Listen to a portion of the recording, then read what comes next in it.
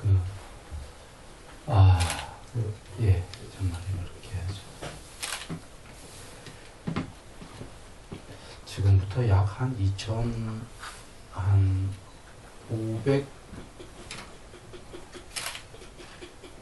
년 전에서 한 2700여 년 사이 전에 부처님께서 오셨죠.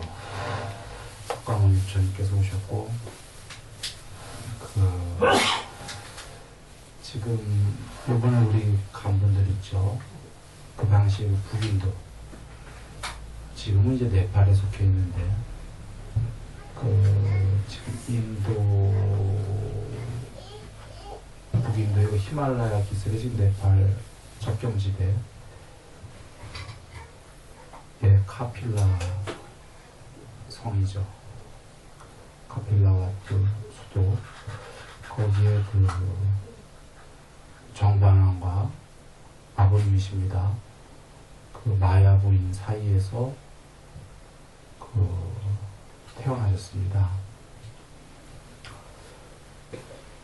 그런데 그 태어나신 것이 말씀이 대전기경에 계시죠. 근데 지금 대전기경을 먼저 한번 살펴보겠습니다. 부처님께서 어떤 사람은 그냥 오셨다.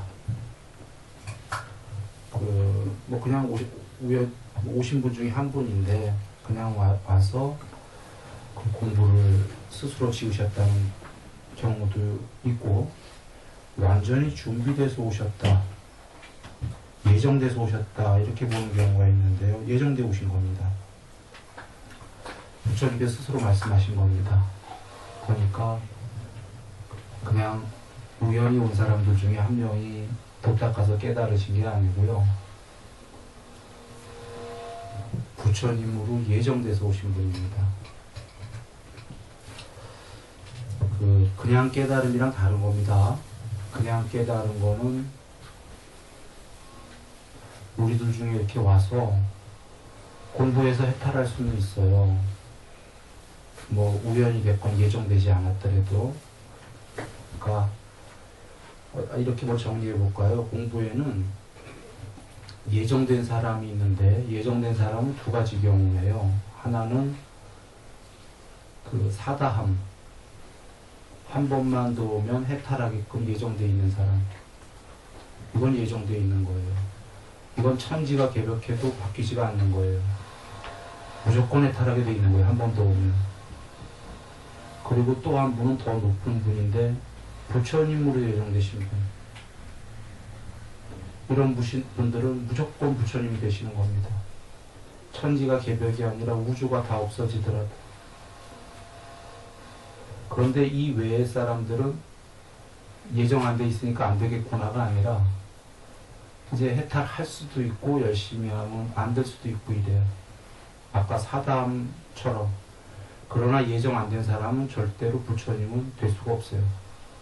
부처님은 예정되신 분만 되는 거지, 이 해탈이 같은 해탈이 아닙니다. 석가모니 부처님과 일반 사람이 하는 해탈들은 같은 해탈이 아니에요. 위아래가 있습니다. 그래서 석가모니 부처님 제일 위시고, 벽지불이 두 번째고, 석가모니 부처님께 설법을 듣고 해탈한 사람들이 세 번째죠. 성문영각인데, 살아서는 그렇습니다. 즉, 그러면 정리가 됐나요? 예정된 사람은 두 부류인데, 한 명은 부처님으로 예정되신 분, 이 경우가 제일 높은 경우인데, 여기는 위없는 경우고, 또 한 경우는 아까 사다함, 이 외에는 예정되지 않은 사람들인데 열심히 하면 될 수 있는데, 어떤 경지가 되냐면 그냥 부처님이 될 수가 없고 해탈의 경지는 될 수가 있다는 겁니다. 그렇게 되고, 그리고 여기에는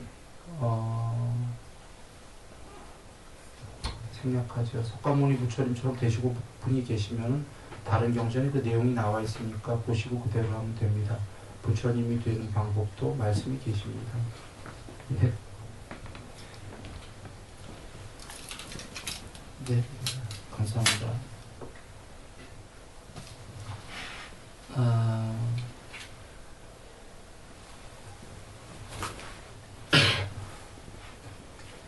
일단 지금 이 대전 기경은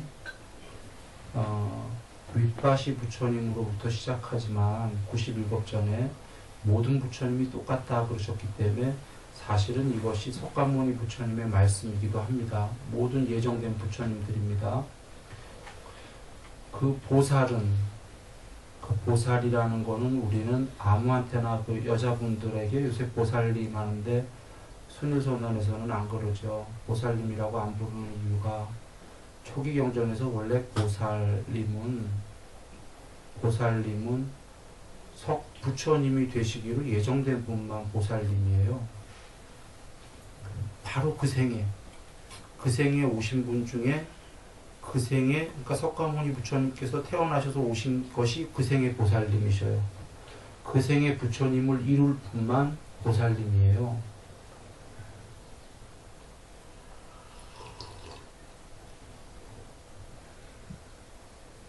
아무나 보살님이 아닌 거죠. 그래서 저희는 차마 그 여성분들에게 보살님이라고 못 부르는 겁니다. 알고 있기 때문에. 보살님 하면은 요번에 완전한 부처님을 이루신다는 얘기인데, 요번 생에 완전한 해탈을 이루실 수는 있어요. 그러나 아까도 얘기했지만 부처님은 해탈이랑 좀 다른 문제입니다. 그래서 원래 관세음 보살, 이것도 잘못된 거예요. 그냥 관세음 님이죠. 잘못된 겁니다.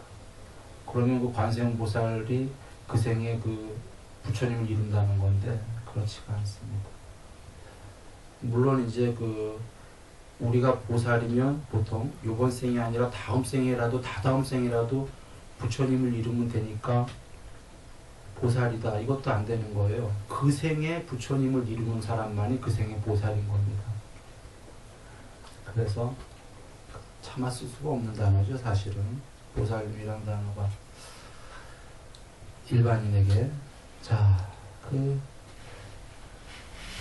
그때 윗바시 보살님은 도솔촌에서 몸을 버리고 막 삿띠를 확립하고 알아차려지면서 어머니의 태에 들어갔다. 이것은 여기서 정해진 법칙이다 라는 건, 이제 부처님을 이루시기 위해 보살로 올 분들은 모두 도솔촌에서 오신다고 하셨어요. 앞서 어떤 부처님은 뭐 다른 천에서 오시고 타와자주천에서 오시고, 어떤 분은 초선천에서 오시고가 아니라 부처님으로 예정된 분은 모두 도솔천에서만 오신다. 이거 정해진 법칙입니다. 온 우주에. 그리고 그런데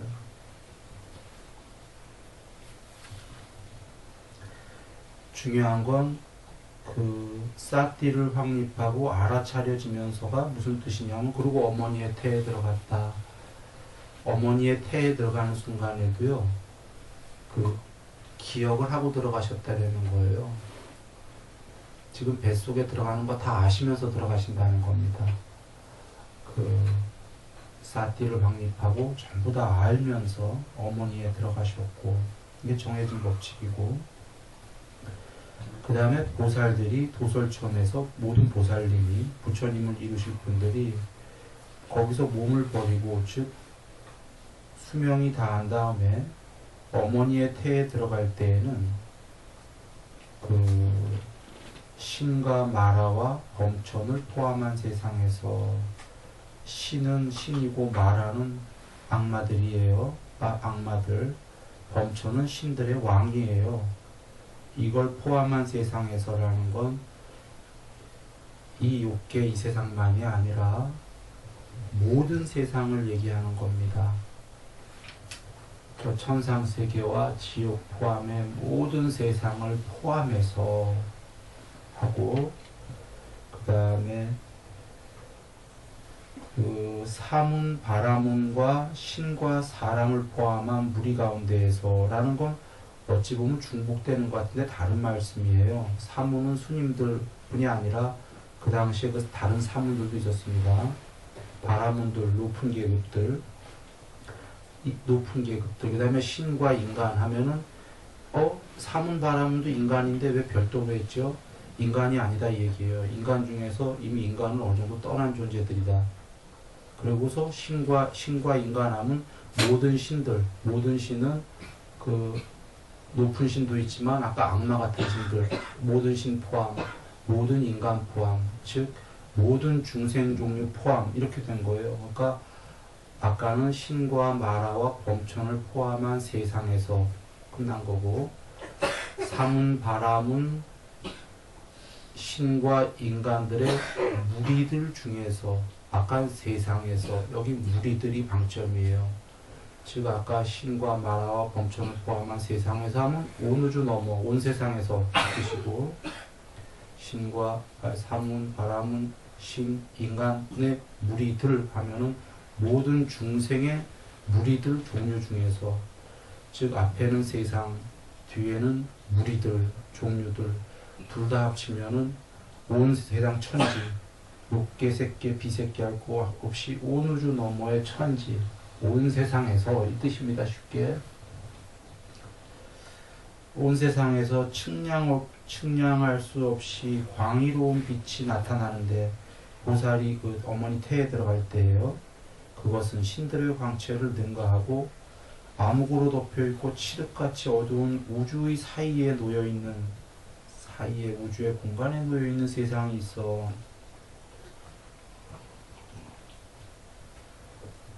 아주 시꺼먼 세상이 있어갖고 평소에는 옆에 다른 중생이 있었는지도 못 알아보는 세상이에요. 그 세상에 언제 한번 옆에 중생이 있었구나를 아냐면, 보살님이 어머니 태에 들어가실 때 빛이, 엄청난 빛이 나갔고 그 시꺼먼 세계에서도 옆에 보니까 또 다른 중생이 있었구나 이렇게 안다 이렇게 써 있어요. 길어서 제가 지금 생략한 겁니다. 이것도 정해진 법칙이고, 그 다음에 보살이 어머니의 태에 들어가실 때 4명의 신의 아들들이 나타나서 사방을 보호합니다.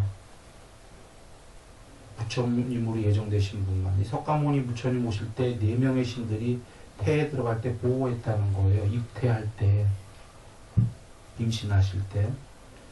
이것도 정해진 법칙이고, 그 다음에 그 보살의 어머니는 천성적으로 계목을 너무나 잘 지키신 분이시다. 그럴 수밖에 없겠죠. 아무 어머니에게 들어가는 거 아니겠죠. 이미 다 예정된 어머니에게 들어가는데 천성적으로 계율을 최고로 잘 지킨 분이고, 그런 분에게 들어갔고, 그 다음에 그 보살이 어머니의 태에 들어갈 때에는, 보살의 어머니는 남자들에 대한 어떤 욕망도 없고 어떤 남자도 보살의 어머니에 대해서 욕망을 갖고 범접할 수 없다. 그 근처에는. 이게 정해진 법칙이다. 이런 겁니다. 그리고 어머니는 오욕락을 모두 갖추시게 된다. 보살이 들어가시는 어머니는. 그리고 보살의 어머니는 병도 없고 행복하고 몸도 편안하다.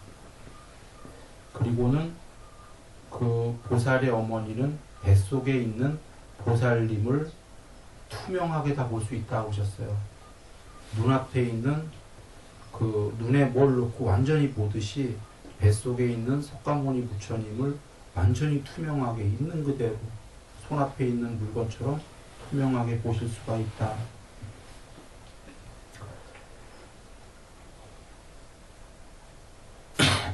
그리고 모든 보살의 어머니들은 태어난 지 7일째에 임종하셔서 도솔천에 태어나십니다. 모든 어머니들은, 부처님으로 예정되신 분들의 어머니들은. 그래서 유모가 키우게 되죠. 그래서 빠짜빠띠 이모님이 키우셨죠. 그리고 그 보살님들의 어머니는 앉거나 누워서 출산을 하지 않는다. 무조건 서서 출산하신다. 서서 아가님을 낳는 겁니다. 부처님으로 예정된 그 분들은. 이게 여기서 정해진 법칙이다. 그리고 보살이 어머니의 배에서 나올 때, 배에서라고는 안 되겠군요. 자궁에서 나올 때 그 배로 났는지는 제가 그 뱃속에 계시는데 예예 그 신들이 먼저 받고 나중에 인간들이 받는다. 신이 먼저 받으셨다는 겁니다. 부처님 태어나실 때에도. 이것이 여기서 정해진 법칙이다. 그리고 뱃속에서 나올 때 아직 땅에 닿지 않았을 때 4대 천왕들이 보살을 받아서 왕비시여 기뻐하십시오. 큰 힘을 가진 아들이 태어나셨습니다. 라고 하면서 어머니 앞에 놓는다. 신들이 먼저 받는다 이거죠. 4대 천왕이. 이게 여기서 정해진 법칙이고요. 그 다음에 보살이 어머니의 뱃속에서 나올 때에 양수도 묻지 않고 점액도 묻지 않고 피도 묻지 않고 어떤 불결한 것도 묻지 않고 청정하고 깨끗한 상태로 나온다. 이유는 뭐냐면요. 어머니와 보살님 둘 다 모두 청정하기 때문이다. 그래서 완전히 청정한 채로 아무 오염이 묻지 않은 채로 모든 보살님들은 깨끗하게 나오신다. 이런 얘기입니다. 나아가 이미 그렇게 깨끗하게 나오셨는데도 보살이 뱃속에서 나오실 때에 하늘에서 두 가지 물줄기가 내려온다. 하나는 차가운 것, 하나는 따뜻한 것. 그것으로 보살과 보살의 어머니는 목욕을 한다. 신들이 내려보내는 물입니다. 이것이 여기서 정해진 법칙이다. 그리고 보살은 태어나자마자 모든 부처님으로 예정되신 분들은 태어나자마자 두 발로 가지런히 땅에 서서 쓰셨습니다. 아가인데도 서서 북쪽을 향해 7발자국을 걸어간다. 하얀 일산이 우산 같은 거죠. 펴질 때 모든 방향을 굽어 살펴보고 나는 세상에서 최상이요. 나는 세상에서 제일 어른이요. 나는 세상에서 으뜸이다. 이것이 마지막 생이다. 더 이상 다시 태어남은 없다. 라고 대장부의 말을 한다. 이것이 여기서 정해진 법칙이다. 우리 이거는 많이 들어봤죠? 이게 초기 경전에 진짜 근거가 있는 말씀인 겁니다. 이게 지금 직접 부처님이 하시는 말씀이세요. 부처님의 원음으로 신화가 아니라 모든 부처님으로 예정된 분들은 바로 이와 같다. 나도 이랬다 이 말씀이신 거죠. 그리고 보살이 어머니의 뱃속에서 나올 때에 아까 어머니의 배에 입퇴할 때에 그 광의로운 빛이 있었죠. 세상 천지를 비추이는. 지금 어머니 뱃속에서 나올 때에도 그와 같이 온 세상에서 측량할 수 없이 광의로운 빛이 나타난다.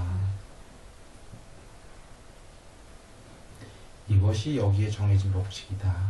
그리고 모든 보살님들은 32가지의 훌륭한 상을 갖게 되신다.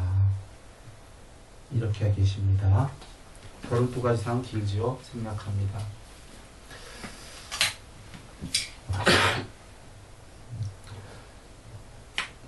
이걸 지금 들으신 분들은 뭘 느끼셨나요?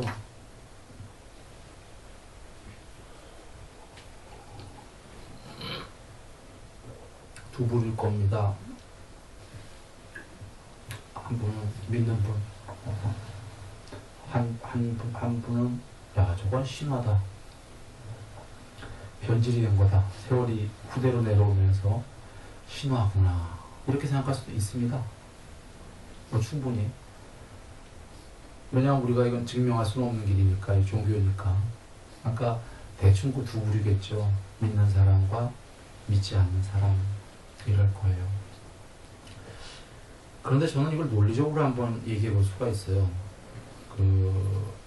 요걸 다 맞아하고 한번 우리 논리적으로 한번 맹신적이 아니라 오늘 부처님 오신 날이니까 그 부처님께서 얼마나 거룩하게 오셨는지 한번 논리적으로 살펴보려고 합니다. 일단 그 논리적으로 살피기 전에 먼저 부처님께서 그렇게 보살님으로 예정되어 오셔갖고 성불하신 건 우리 모두 알고 있습니다. 보리수 나무 아래에서 예정되신 대로 부처님을 이루셨습니다. 그냥 해탈 정도가 아니라 그 완전한 부타를 이루셨는데 그 부처님을 이루신 게 열의 10호입니다. 그런데 열애시포 들어가기 전에 디가니까야 정신경에서 부처님이 하신 말씀을 잠깐 보면은 준다요. 열애는, 그러니까 나는 그래서 그 말씀입니다. 열애는 신들을 포함하고 나라를 포함하고 범천을 포함한 세상에서 사문, 바라문을 포함하고 신과 인간을 포함한 모든 생명체들 가운데에서 지배자요, 지배되지 않는 자요, 오류가 없이 보는 자요, 자제자이다. 이 자제자라는 건 스스로 있는 자다 그 말씀이에요. 스스로 원인 없이 스스로 있다. 절대이다. 전체이다. 이 말씀입니다. 그래서 열애라 부른다. 정리해보면은 부처님께서는 신, 마라, 신들의 왕, 신들의 왕인 절대신까지 포함한 모든 세상에서 그들보다 더 위다. 사문, 바라문, 신과 인간을 포함한 모든 생명체들 가운데에서 이 세상만이 아니라 저 하늘나라 모든 생명체들 가운데에서 절대자다. 지배자요, 지배되지 않는 자요, 자제자다 라고 선언을 하셨습니다. 그래 열애시포를 보면 아라한이 뭐죠? 뜻 아시는 분? 전공이 뭐죠? 무슨 뜻이죠? 응당 공양받아 마땅한 분이죠. 누구 얘기? 네? 사람에게? 네, 이게 사람에게가 아니에요. 만약에 이거 들어가기 전에 부처님께서 깨달으신 게 혹자는 사람이 깨달았다 이래요. 사람이 깨달은 정도가 부처님이라면 부처님 믿으면 곤란해요. 종교를 믿으면 안 되고 그때는 위인으로 믿어야 돼요. 위인. 그래, 사람 중에 훌륭하게 깨달았구나. 사람의 무리 중에서 제일 좀 훌륭하게 깨달았구나. 너무 훌륭한 위인이다. 이렇게 믿어야 돼요. 거룩하신 부처님이 아니라. 그래, 여러 훌륭한 사람 중에 한 명이다. 깨달았으니까. 그런데 사람 중에 깨달은 거면 그냥 낮은 신만 해도 부처님보다 높은 거예요.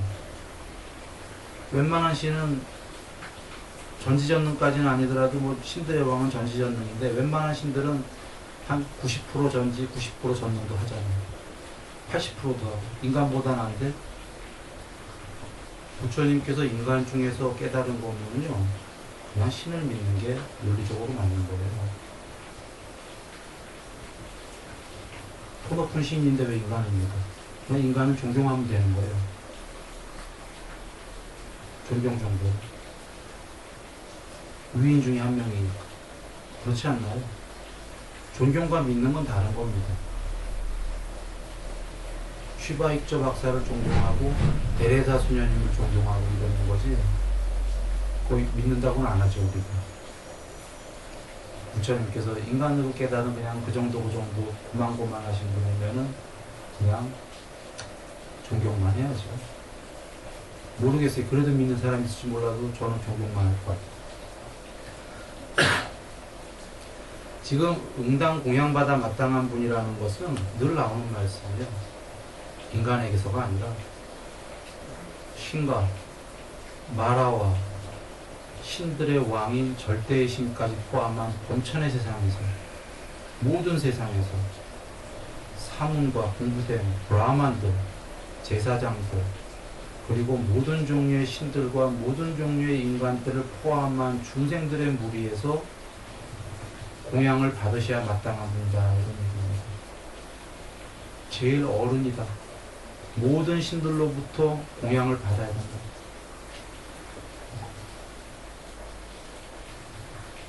이 말씀입니다. 두 번째, 정편각이다. 전체로 편제한 깨어 있습니다. 이 말씀인데요. 삼부터.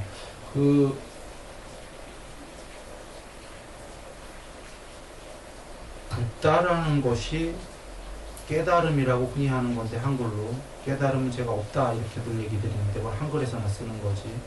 깨어 있습니다 이런 겁니다. 이 세상의 이면에서 다 알고 다 보는 그 깨어 있음이 있는데, 꽃다빠따경의 말씀처럼 편제까지 했다. 전체로 세상 끝까지 편제해 버렸다가 정편각입니다. 전체로 편제한 깨어 있습니다. 즉 모든 세상에 다 알고 다 보는 그 깨어 있음으로 완전히 편제하셔서 세상 끝까지 신과 마라와 신들의 왕인 범천의 세상과 그 모든 곳의 중생들, 가지가지의 중생들을 다 알고 다 보는 궁극이시다 라고 스스로 선언하신 겁니다. 나는 정편각이다. 전지전능이라는 거에 보다 넘어서 있는 얘기입니다. 세 번째로는 명지와 실천이 부족하신 분. 여기서 명지는 삼명입니다. 숙명통, 천안통, 무진통.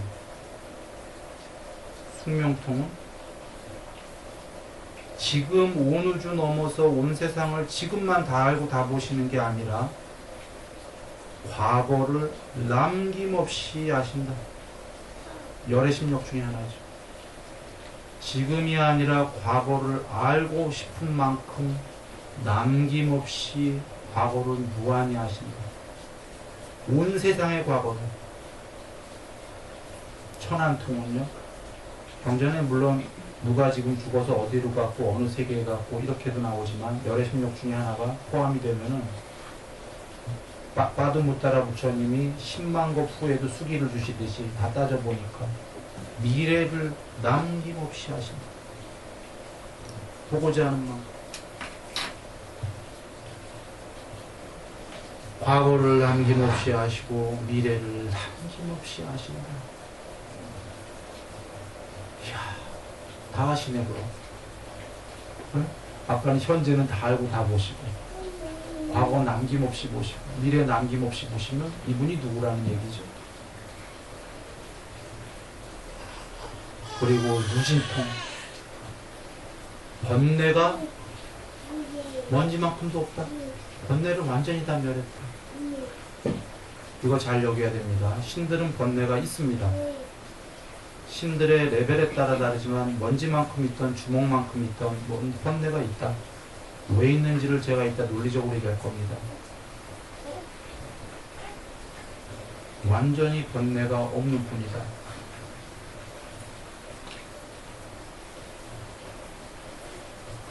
그리고 실천이 완전히 청정하신 분이라는 것은 계율적으로 완전히 깨끗하신 분이다 이겁니다. 최하루도 제일 낮은 단계입니다. 부처님께서 계목이 완전히 청정하신 분, 이게 높은 단계가 아닙니다. 부처님께서는 이거는 나의 제일 낮은 단계다 하셨습니다. 그런 낮은 단계를 실천하셨기 때문에 삼명이 드러나셨다. 물론 여기는 삼매도 닦고 하셨지만 피안으로 잘 가신 분, 욕계, 색계, 비색계의 세상이 아닙니다. 피안은 천상세계가 아닙니다. 천상세계는 욕계에 있는 6 하늘 천상이 있습니다. 6 사람보다 위의 세계가 여기 있습니다. 여기 욕계에. 그냥 낮은 천상만 하더라도 거긴 사람 모양입니다. 신들이.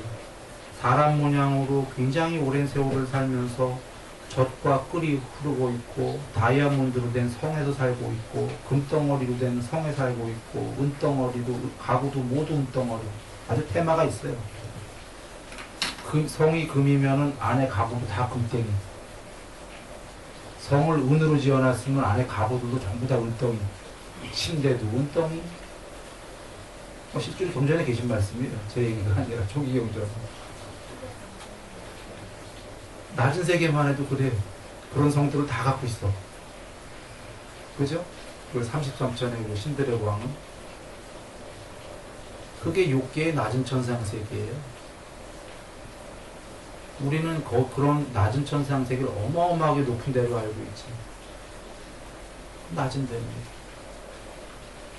그런데 그거보다 더 높은 데는 색계죠. 그건 요 욕계가 아니에요. 그건 이 우주도 아니에요. 이 우주보다 더 넓은 겁니다. 이 우주 초월한 겁니다. 색계는. 이 우주가 거기에 부분집합이죠. 우주가 전부가 아닙니다. 종에 계신 말씀에 근거한 겁니다. 색계는 신들이 광명이죠. 이런 사람 몸뚱아리가 아니라 빛덩어리들이죠. 높은 그 색계도 숫자가 많죠. 훨씬 높은 색계로 갈수록 맨 처음엔 요만한 빛덩이였다가 더 높은 데로 갈수록 대광명이죠. 대광명. 빛이 점점 편재하는 거예요. 그거보다 더 높은 천상세계는 뭐죠?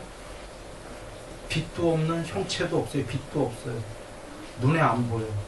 아주 순수의식의 결정체들이에요. 그런데 여전히 동료들이 있는 세계죠. 그런데 부처님께서 지금 피안이라고 하시는 저 해탈은 그 세계도 아니다 이거예요. 이 모든 세계를 초월했다. 이게 지금 일반인들이 잘 이해가 안 되는 거죠. 이 모든 세계를 초월했다? 이런 쪼가리의 천상세계가 아니라 천상세계는 다 있죠. 해탈 못하면 과정에는 천상세계 가라고 그러셨죠. 그러나 어떤 천상세계도 쪼가리다. 부분이다. 결국은 죽는다. 그런데 피안이란 뭐냐면 이 모든 천상세계를 초월한, 이 영화를 초월한, 극장에 가서 영화가 있으려면은 눈에 안 보이는 스크린이 있어야지만 그 위에 영화가 방영될 수 있듯이, 눈에는 안 보이지만 이 모든 세상이 존재하려면 이 세상들의 이면에, 더 본질에 보이지 않는 살아있는 스크린이 있듯이 그 모두로 편재한 게 피안이다 이겁니다. 어떤 세계가 아니라. 그래서 해탈로 피안으로 잘 가신 분, 모든 세상을 완전히 초월하셨다 이 얘기입니다. 세상 전체를 모두 하시는 분, 이게 세간해라고 하는 흔히 세상을 이해하시는 분 이러는 겁니다. 이게 단순한 이해가 아니에요.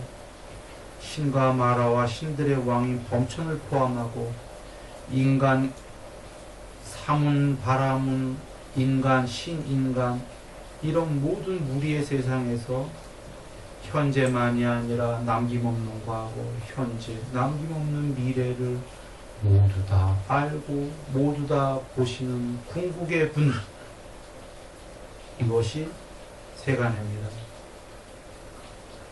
가장 높은 분, 무상사지, 가장 높은 분, 신과 마라와 신들의 왕을 포함한 세상과 모든 중생의 무리들에서 제일 높으신 분, 세상 다 포함해서 세상 초월해서 제일 높으신 분, 중생을 잘 길들이시는 분, 인간을 잘 길들이는 분이 아니시고 신도 길들이고 악마들도 길들이고 신들의 왕인 유일자도 길들이고 사문도 길들이고 바라문도 길들이고 모든 신들과 모든 인간의 무리들을 잘 길들이시는 제일 높으신 분, 하늘과 인간의 스승, 하늘의 모든 존재들, 모든 신들, 모든 마라들, 모든 신들의 왕들을 포함한 그들과 그들의 스승이시며 사문, 바라문, 신들을 모두 포함한 무리들을 가르치는 스승님, 그리고 붓다 완전한 깨어있음으로 형체 있는 이런 존재로 계시는 분이 아니라 완전히 형체 없이 전제로 편재해서 전지전능에 깨어있음으로 계시는 그분, 마지막으로 세조는 신과 마라와 신들의 왕을 포함한 세상에서 사문, 바람은 신들과 인간들의 무리들 중에서 세상의 모든 존재들 중에서 제일 존귀하신 분, 이것이 열애식포고 이것은 사람들이 만들어낸 후대에 부처님을 존경하려고 한 게 아니라 초기 경전에서 부처님께서 스스로 나는 이런 분이시다 라고 얘기한 겁니다. 이 어레시포 후대 사람들이 만든 거 아닙니다. 부처님이 설하실 때 나는 이런 분이다 하고 얘기했습니다. 어레시포 스스로. 자, 이제 우리에게는 두 가지 길만 있습니다. 믿거나 말거나 이렇잖아요. 근데 이런 길은 너무 애매해요. 믿거나 말거나. 저는 이런 길이 참 안 좋았어요. 어렸을 때부터. 맹목적 믿음이 너무 싫었어요. 종교가. 그래서 예전에 어떤 종교였는데 그 종교를 간뒀어요. 차라리 지옥까지 하고. 왜냐하면 저는 뭔가 좀 성격이 논리적이어갖고 이 초기 경전도 만약에 맹목적이었다 제 눈에 봤을 때 얼른 전 던져버렸을 거예요. 맹목적 믿음이 싫어. 그래서 논리적으로 따져보기 시작했어요. 왜냐하면 믿거나 말거나 이게 다 싫거든. 둘 중에 하나밖에 없잖아요. 믿거나 말거나. 너무 싫어요. 그래서 논리적으로 사유해봤습니다. 시간은 많이 갔는데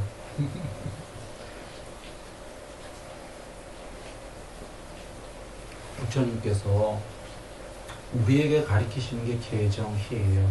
계목 삼매 반야예요. 삼매 반야는 이 세상에 된 사람이 별로 많지 않아요. 그래서 안 된 사람이랑 또 얘기하게 되면 또 맹목적 믿음이 돼버려요. 그래서 여기까지는 얘기를 못하겠고 단순히 계율을 얘기해보죠. 계율은 우리가 알아요. 이해할 수 있기 때문에. 계율의 마음, 말, 몸이단 말이에요. 몸으로 짓는 게 뭐죠? 살생하지 마라. 오늘 예불문에 했어요. 도둑질하지 마라. 간음하지 마라.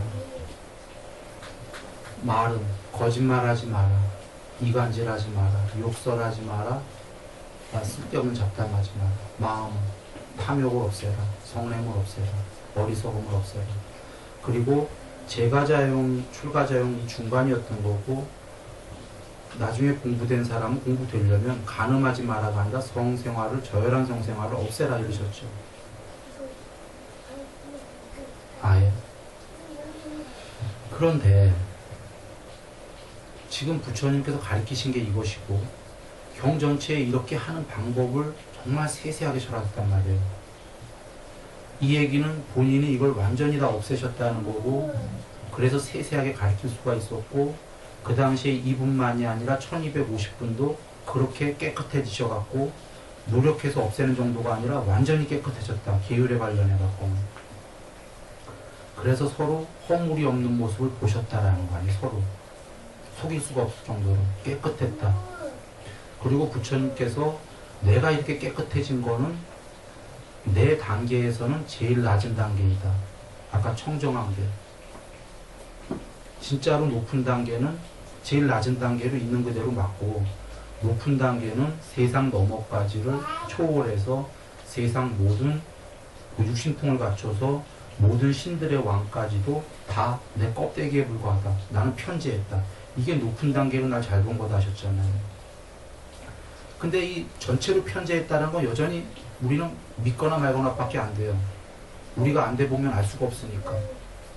모든 종교가 나는 궁극이다 이렇게 얘기하니까. 그래서 부처님께서 전체로 편지해서 제일 위다라고 한 건 우리는 검증할 방법이 없으니까 아까 제일 밑에 단계로 맞다 하는 걸 검증해 보자는 거예요. 논리적으로. 10가지 계목은 완전히 깨끗했다는 건 의문의 여지가 없어요. 좀 전에 가르치시기도 했고 여기 세세하게 방법이 나왔고 1250분에 해탈한 분도 최저가 계율은 완전히 깨끗해졌기 때문에. 그러면 우리 여기서 이런 생각을 해야 돼요. 신들은 계율이 완전히 깨끗할까?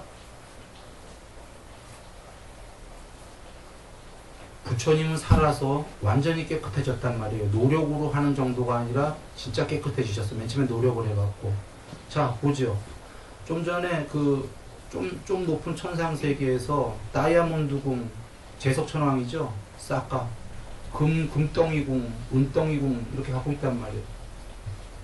500명의 미인들이 쫙 연주하는 거 들으면서 산의 진미를 즐기시면서 자, 욕망이 있다는 얘기입니까? 없다는 얘기입니까? 있다는 얘기죠. 욕망이 있는 자가 높습니까? 욕망이 없는 자가 높습니까? 이건 이해되십니까?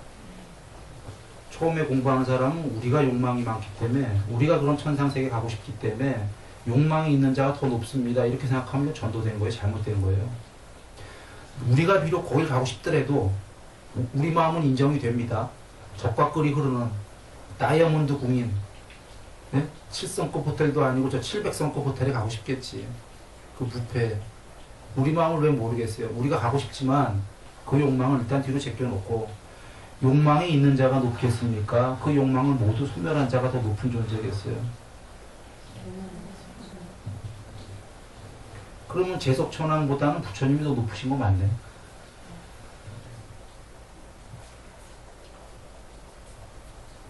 그리고 지금 500명의 지금 그 미인들을 촥 하고 연주 듣고 하잖아요. 500명의 미인들이 그 막, 예?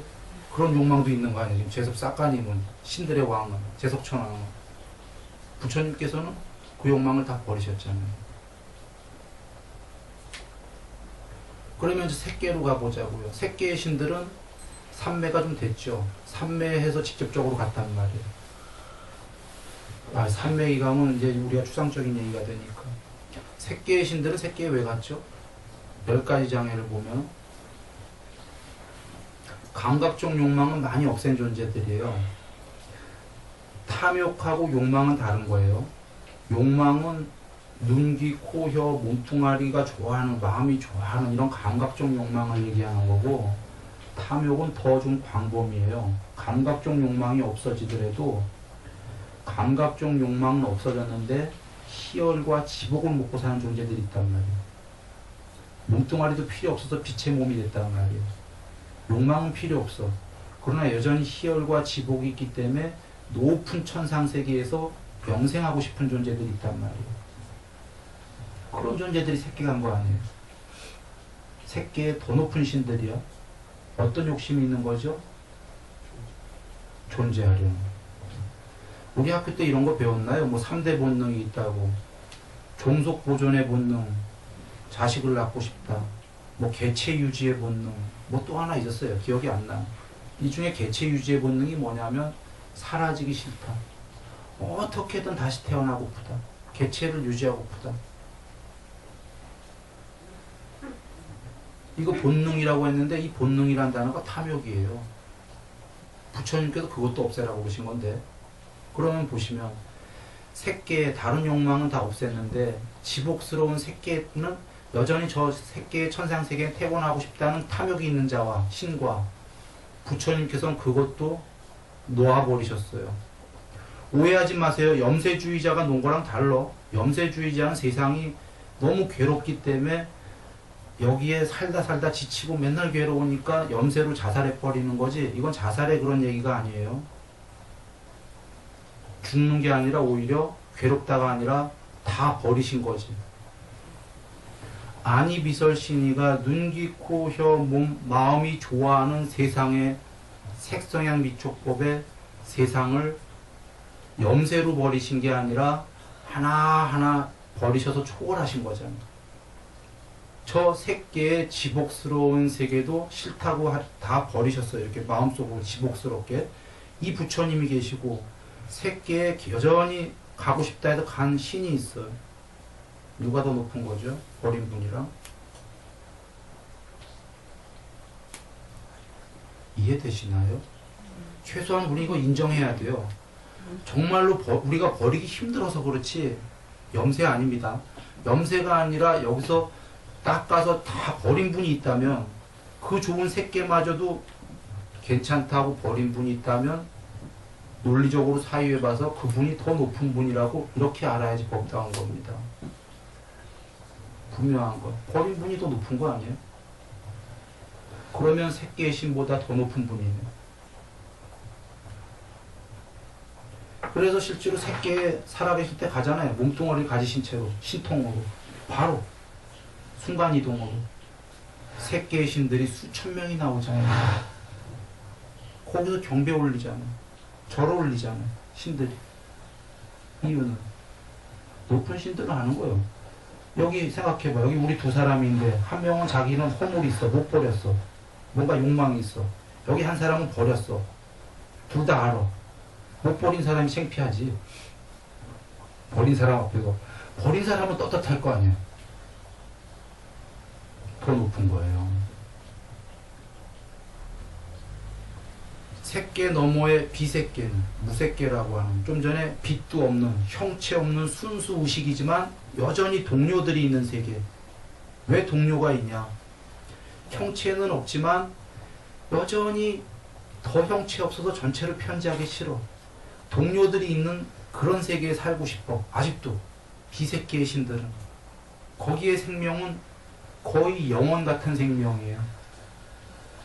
우주가 수만 개 생기고 멸하는 시간이에요. 자, 여전히 동료들이 있는 순수의식의 세계가 좋아하는 그 신들이 있어요. 부처님은 그 세계마저 나는 탐욕이 없다고 모두 소멸하고 초월하셨어요. 최소 단계가 그것도 버리라고 하셨어요. 10가지 장에서 색계에 대한 탐욕, 비색계에 대한 탐욕마저, 거기에 살고 싶은 욕망마저 버려야 해탈이라고 하셨죠. 10가지 장에서. 그리고 부처님은 버렸다 이러셨단 말이야. 그 욕망마저도. 자, 여기 비색계의 욕망을 살고 싶어서 그 높은 천상세계에 사는 신과 그것마저 버린 부처님과 누가 높겠습니까? 누가 높다가 이런 단어로 이해가 안 된다면 둘이서 두 분이 만났을 때 여기 높은 신과 부처님이 누가 창피하겠어요?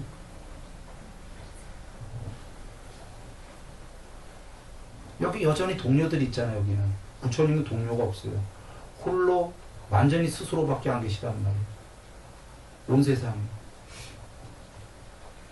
혹은 여기 이 신은 여전히 그 천상세계를 잡고 있는 탐욕이 있어. 영원처럼 살지만. 그런데 탐욕이 그 천상세계 사는 신들끼리 있을 때 안 창피하겠지. 여기 어떤 탐욕을 놓은 사람을 봤어. 분을. 이 신이. 부끄러울까 안 부끄러울까. 자기가 사는 천상세계마저도 놔버렸단 말이에요. 저건 어떤 존재야? 이런 생각이 들 거 아니에요. 이렇게 좋은 천상세계도 놔버렸더니 그랬나? 그런데 아무리 봐도 그게 아니라 청정하신 거거든. 잘못된 게 아니라. 신들이 부끄럽단 말이에요. 돌아와서 우리가 비록 천상세계에 살고 싶은 욕망들은 이해되지만 잘 논리적으로 사회해 보시라. 그것마저 감각적 욕망은 이미 다 버리시고, 욕계의 신들은 아무것도 안 되지. 욕계의 신들은 감각적 욕망이 있으니까. 욕계의 신들은 부끄러운 줄 알아야 돼요. 부처님 뵈면. 색계, 비색계에 대한 천상에 살려는 욕망도 다 버리셨고, 그러니 색계, 비색계에서도 부끄러운 줄 알아야죠. 부처님 뵈면. 그래서 그들은 이 하나만 갖고도 삼매, 빠냐 볼 것도 없어요. 우리가 비논리, 우리가 알지 못하는 그 부분은 우리가 알 수가 없으니까. 우리가 알 수 있는 계율 부분만 보더라도 부처님께서가 제일 높은 분이다. 어떤 이들은 또 이럴지도 몰라요. 여기서 높은 신들도 계율적이다. 계율적이에요. 안 계율이란 얘기가 아니에요. 높은 신들은 다 계율적이에요. 그래서 부처님만 계율적이 아니다. 그런데 제가 그렇게 얘기한 게 아니라 높은 신들도 천상에 대한 탐욕이 있으니까 거기 있는 거란 말이에요. 10가지 장에서 부처님 얘기하셨잖아요. 천상세계도 나는 안 산다라고 소멸을 했기 때문에 다 오히려 궁극이 돼버리신 거예요. 높은 신들은 계율적이지만 천상세계에 살고 싶은 개체유지의 본능인 탐욕은 있다. 부처님께서는 그 탐욕도 버리셨다. 탐욕이 있는 자가 높은가, 버린 자가 높은가, 이렇게 보면 되는 거예요. 그런데 왜 불교가 이해들을 못하냐면 우리 중생들이, 우리의 탐욕이 전부 다 천상이거든. 네? 그러니 우리는 부처님께서 더 너무나 높이 가셨기 때문에 부처님보다는 천상에 있는 신들이 좋은 거예요. 적과 꿀이 흐르는 다이아몬드, 금덩이가 좋은 거죠. 이해는 됩니다만 그래도 부처님이 더 높다는 걸 논리적으로 사유하시고 과정에서는 천상 가도 좋아요. 그런데 그 천상 가려고 그래도 욕심을 버리는 자가 천상 가는 거지. 천상 가려는 욕심으로 똘똘 뭉친 자가 어찌 천상 갈 수 있습니까? 천상은 계율적인 사람이 가나요? 계율 안 지키는 사람이 가나요? 하면은 계율적인 사람이 천상도 가는 거예요. 부처님 말씀처럼 버리는 사람이 해탈은 못하더라도 천상 가는 거예요. 그런데 대부분의 천상 가고자 하는 자들은 버리는 길로 가는 게 아니라 자꾸 더 끌어모으는 길로 가서 천상을 가고자 한다는 거예요. 끌어모은 자가 천상 갈 수 있는 방법은 없어요. 끌어모은 자가 다른 종교에도 그게 나오죠. 끌어모은 자가 천상 가기는 낙타가 바늘구멍을 통과하는 것과 같다. 제가 지금 부자를 끌어모은 자라고 까부려야겠습니다. 다르게. 욕심으로 끌어모은 자들은 못 가는 거예요. 그래서 버려야 된다. 자, 정리해 봅니다. 논리적으로 석가모니 부처님께서 왜 제일 위없는 분인지 설명을 드렸어요. 논리적 사유입니다. 그 다음 범주는 우리가 알 수 없지만 여러분 이렇게 생각해야 돼요. 논리적으로 제일 높은 게 맞으시다면 신마저도 전지전능하다는데 그보다 더 높은 분인데 전지전능으로 한다면 절대 전지전능이신 거죠. 지금 논리적으로 제일 높은 분이 맞다면, 만약에 신들의 세계가 없다면 그냥 제일 높은 분으로 끝나는 거예요. 그러나 신들의 세계가 다 있고 그들이 어느 정도 전지전능하다면 부처님께서는 지금 제일 높다는 게 밝혀졌기 때문에 절대 전지전능이시라는 겁니다. 그 신들의 세계가 있다면. 제일 높으니까. 제일 높은데 능력은 없다? 이게 말이 됩니까? 높기는 제일 높은데? 말이 안 됩니다. 그래서 낮은 단계로 살펴봤고 제일 높은 단계로 부처님께서 나는 실제로 열애시포이시다 한 스스로 밝히신 이 말씀이 맞다. 맞는데 우리는 알 길이 없으니까 제일 낮은 단계로 논리로 사유했고, 이 논리 사유가 맞다고 여긴다면 이제 정희, 삼매를 안 닦고는 이 말씀으로 이제 높은 단계를 알 길이 없어요. 사유로만 끝나는 거죠. 오직 알 수 있는 방법은 진짜일까? 여정은 사유일 뿐이고, 그래도 검증해야 되잖아요. 진짜일까? 뭘로? 삼매. 반야가 되기 위해서는 윗바사나. 사마타와 윗바사나만이 오직 검증될 것. 다시 정리합니다. 하나는 부처님께서 내 법을 듣고 저 숲에 가서 꼭 사유해라, 맹신하지 마라 그러셨죠. 그 사유 부분을 오늘 제가 법문으로 한 겁니다. 논리 부분을. 그 다음에 검증 부분은 부처님께서 실천해라 하셨죠. 맞다고 여긴다면 여러분 몫입니다. 삼매와 윗바사나를 가서 해야 된다. 그래서 검증은 스스로도 꼭 하길 바랍니다. 여러분 얼마나 거룩하신 부처님이 오셨는지 아시겠죠? 오늘 지금 이게 이해된 눈 밝은 사람들은 알 겁니다. 얼마나 거룩하고 위대한 분이 여기에 오셨었는지.